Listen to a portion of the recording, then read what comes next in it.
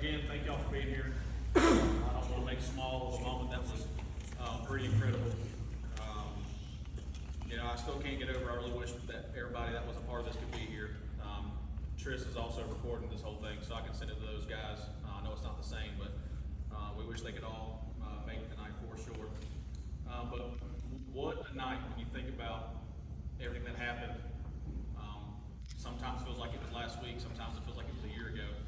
But what a night and what an accomplishment, the whole experience. Winning a state championship is a dream, for sure, for every kid that's ever played high school baseball. If you ever put on a uniform as a kid, and you're a kid, you go watch high school baseball games, and you watch those, you can't wait to get there. Winning a state championship is something that's a dream for so many, and a lot of people, more often than not, never even get to experience what it's like to even be around that kind of atmosphere. But these guys right here made that a reality, and we're really proud of them. Tonight, we're going to celebrate not just a trophy or a ring or a title, but really the story of how we got there. From the outside looking in, people might think that talent alone wins championships. And we had, and we still do, have a ton of talent, without a doubt. But we know better than to say that just talent is what got us there, because of everything we went through throughout the season, leading up to it, during the season, the relationship these guys had, still have, that I hope will last a lifetime. What made them special was not just pitching and hitting, but it was the way they were able to put the team before themselves. And that's a big thing we preach on, but we're really proud of the way these guys put the team before themselves in so many situations. It was the way they chose to play for each other, and baseball is a great teacher of life for sure. It teaches patience, resilience, humility, but above all, hopefully it can teach you about servant leadership. That's what it's all about. Servant leadership is about putting somebody else in front of you and being a leader that way. It's realizing that when you focus on your teammates and the people around you, you can actually grow into the kind of person who's going to make a difference, not just on the baseball field, but that'll be something that you can carry with you through high school and then into the world after high school, into your families, into your job, into your community. And that's what we're about here, because baseball is not going to last forever. Nothing on this earth is going to last forever, but you're going to spend a lot of time not on the field. And if you have a great experience and win a lot of games and it was all great, then you have nothing to take with you when you leave. We feel like we would have lost that as a coaching staff, as far as an opportunity to teach these guys a little bit about life, so they're better off when they leave. The best example of servant leadership is not found in the dugout. It's not found on a baseball diamond. It's not found from a teammate. It's not found from a coach, because we can't do it perfectly. The best example is found in the life of Jesus. Just to be pretty blunt about it, he showed us the ultimate picture of what it's like to serve others. In Matthew 20, it says, "But whoever would be great among you must be your servant. Whoever would be first among you must be a slave to you. Even as the Son of Man came, not to be served, but to serve, and to give his life as a ransom for many." So when you think about that, greatness does not come with how many people can serve you. Greatness comes from how many people that you serve. Jesus modeled that perfectly in a way that we can. We can try our hardest, and we can aim small and miss small, but he did it perfectly, and we're going to be unable to do it. But he didn't just talk about it. He laid down his life so that anyone who believes in him can have eternal life. And that's the highest form of servant leadership there is. I didn't really have this written down, but it's just on my mind right now when you think about Jesus washing the disciples' feet, and he knows what Jesus is going to do. If you know that story, he knows already ahead of time what he's going to do, and he still gets down and washes his feet and looks him in the eye, because he was a servant leader. Now, don't get me wrong, there's nothing wrong with celebrating some of the things you do in life, like what we're doing here tonight, some of the things that you earn.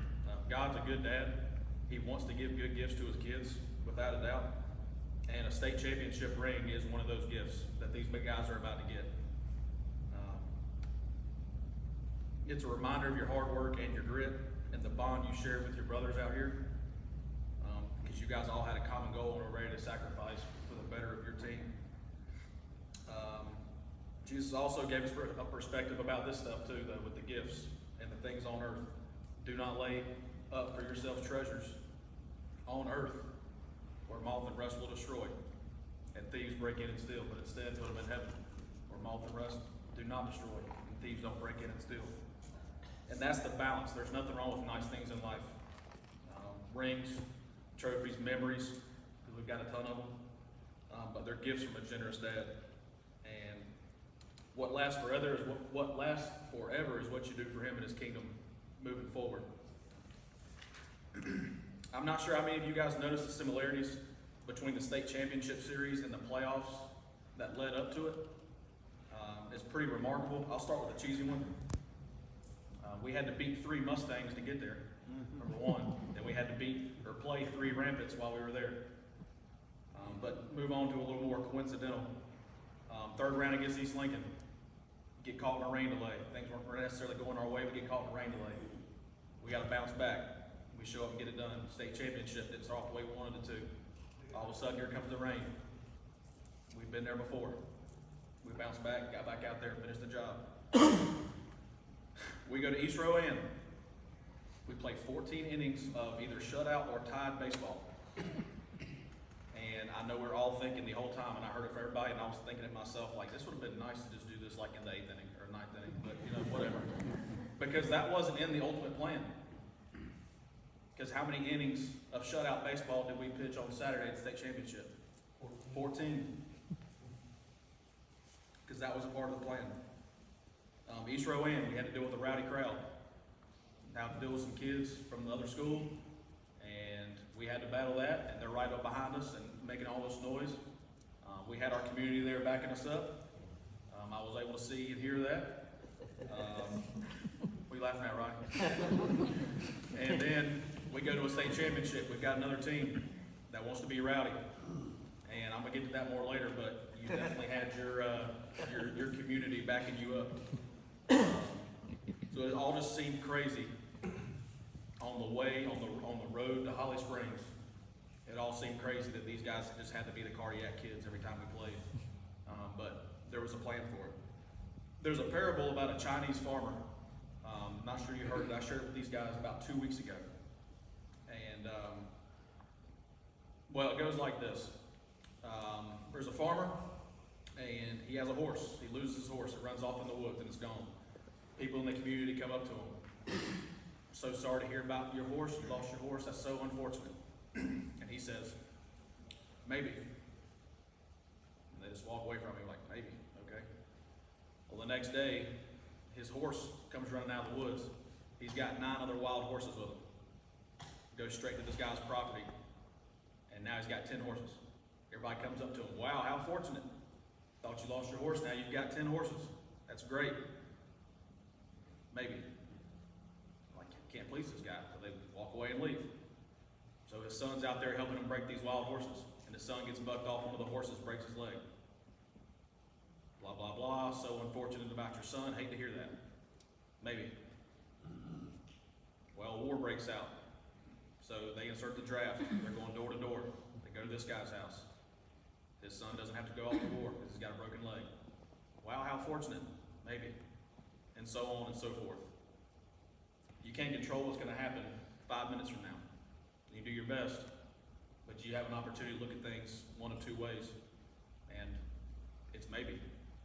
But you can do what's right in the moment to the best of your ability for one of those moments happening.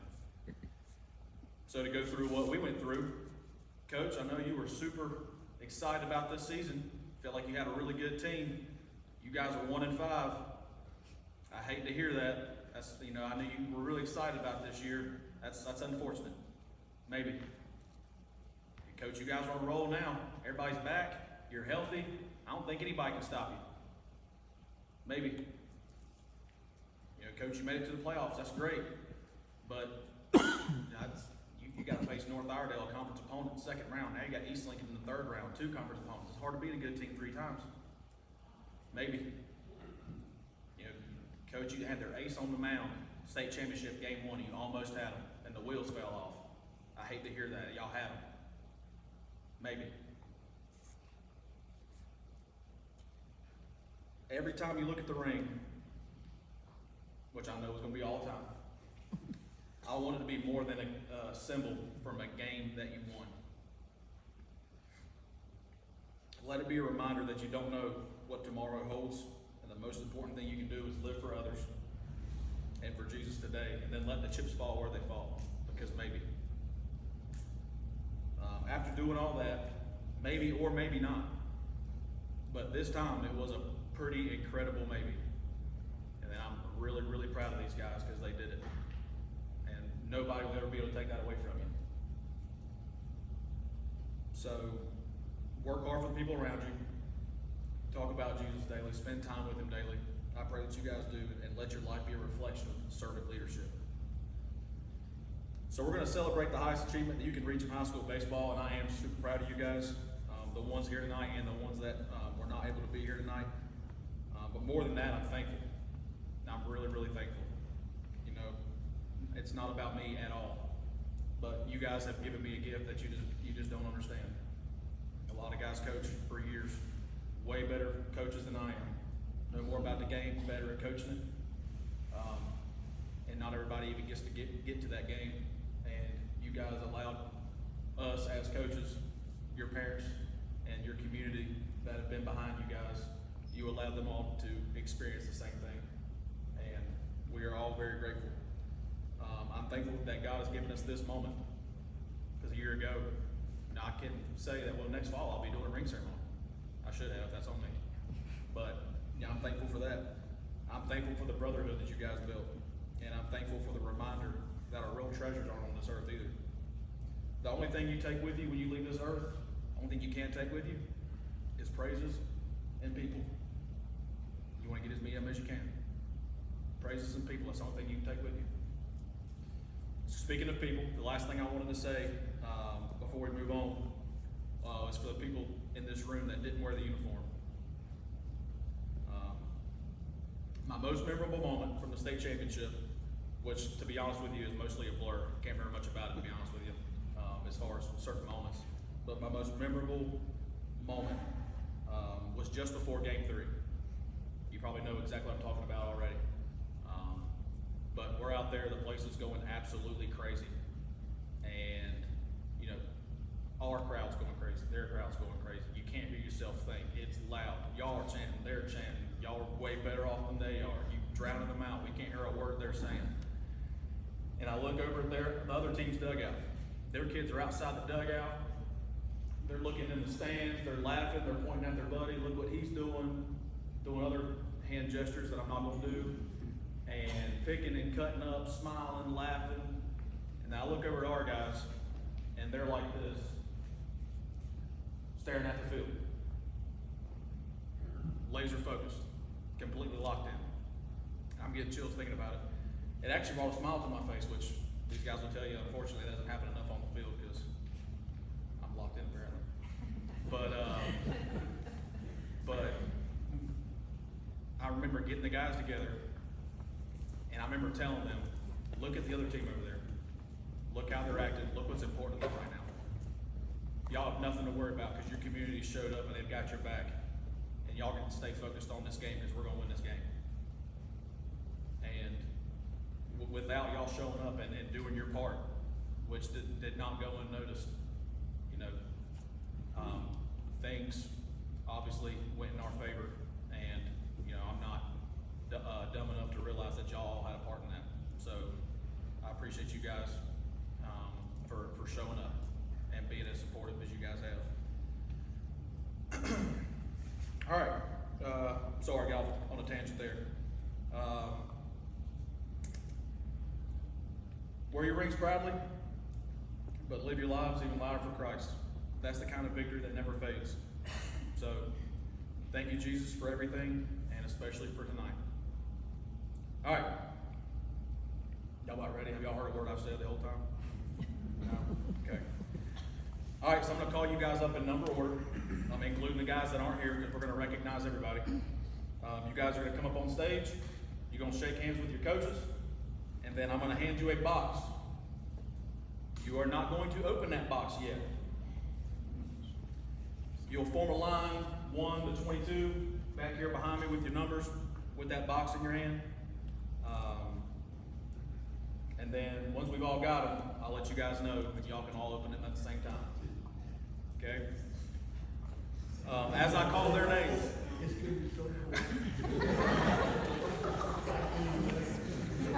So I got a camera.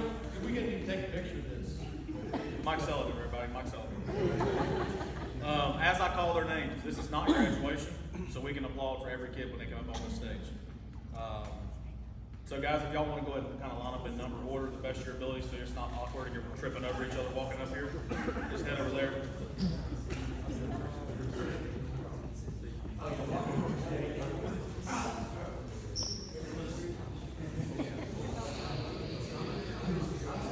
All right, y'all probably have forgotten what your own number is already, so.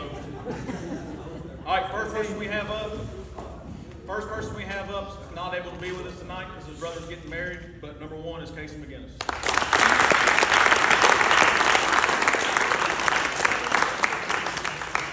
Number 2, Elliot Dellinger.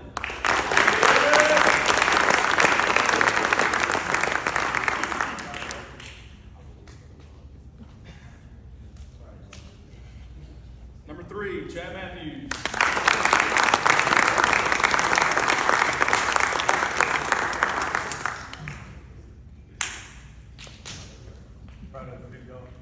Number 4, Eli Sight.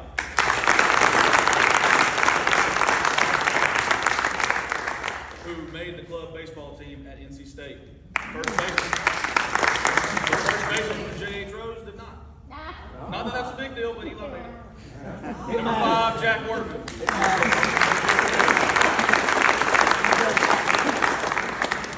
Number 6, Jaron Swede.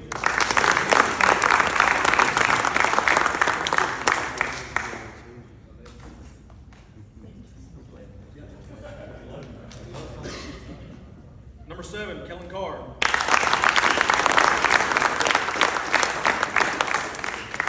Number 8, Ryan Bassani.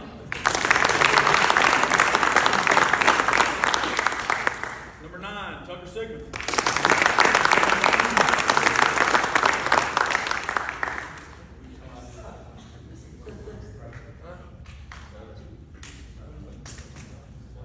Number 10, Blake Mincy.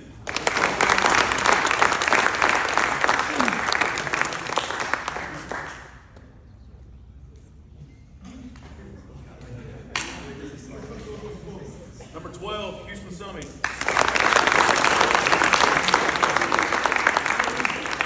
13, Beckett Rinkus. Beckett, Rabbit Circle Rocket. Rabbit Circle Rocket. Rabbit Circle Rocket. That's all I did. 14, Bryson Summey, is that right?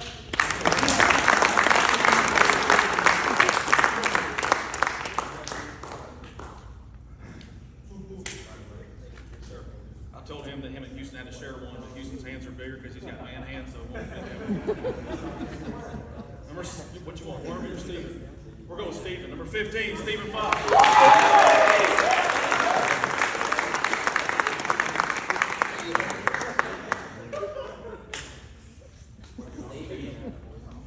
16, Bryson Schmidt.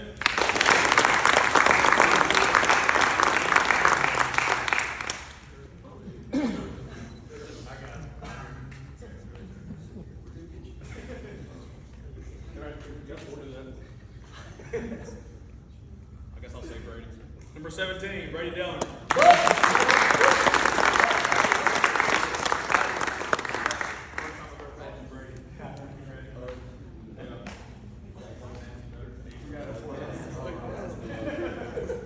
Number 18, Grayson Evans.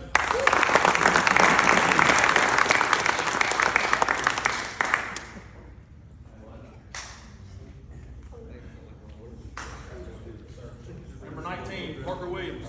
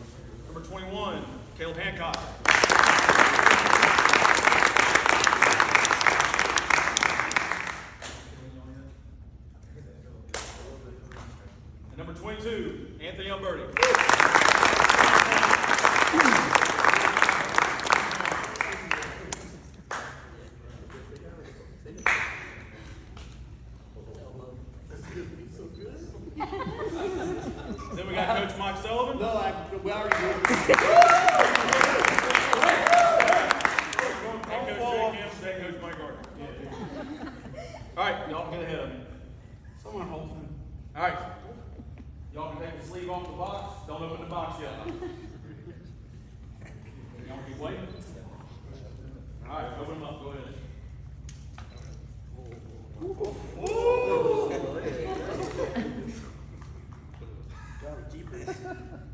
What do you think about that? Barbecue chicken.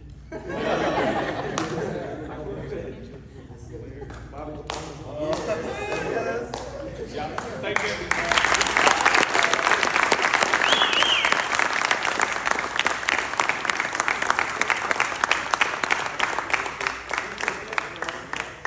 So I know y'all are gonna see it, we're getting ready to show it to you. It's got the NL on the top, and then it's got their name on it, it's got their number on it, it's got our baseball logo on it. On the inside, it's got Matthew 20, talking about being a servant. And then on the bottom palm side there, it says barbecue chicken on it. So, you guys wear them with pride, okay? I'll wear mine tomorrow, school, we'll wear it all next week too. We got guys that could be here that, will, get theirs, later on too, so we can all wear them together. But I'm really proud of you guys. I don't want to make small of a big, big moment. You guys worked really hard, and you got something that's going to commemorate it forever. So wear them with pride, and we're really proud of you guys. Tomorrow night, we'll meet down there on the track before halftime, on the tractor shed side of the track on the home side. And when they run off the field for halftime, we'll go on the field.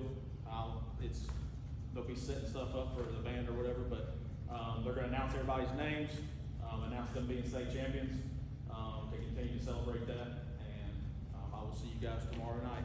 Thank y'all so much for coming. I really appreciate it.